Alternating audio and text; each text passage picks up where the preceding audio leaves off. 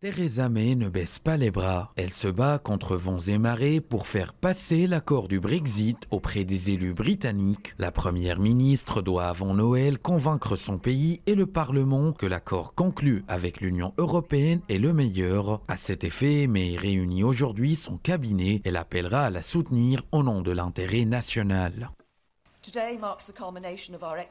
Aujourd'hui marque l'aboutissement de nos négociations avec l'Union européenne. C'est également le début d'un débat national crucial dans notre pays. Au cours des prochaines semaines et avant Noël, les députés trancheront sur cet accord. Ce sera l'un des votes les plus importants que le Parlement ait organisé depuis de nombreuses années. Il permettra de savoir si nous irons ensemble vers un avenir meilleur ou si nous ouvrirons la porte à encore plus de divisions et d'incertitudes.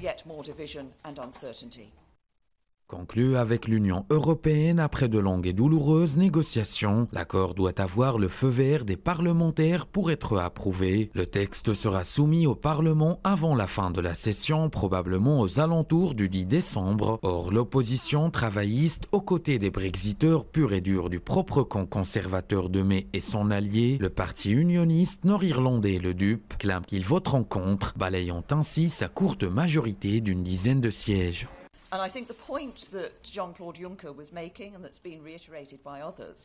Le point de vue soulevé par Jean-Claude Juncker, président de la Commission européenne, et que d'autres ont réitéré, relatif à une autre négociation n'est pas plausible. L'accord actuel est le résultat de négociations ardues étalées sur une période de temps considérable. C'est l'unique qui est le meilleur accord possible.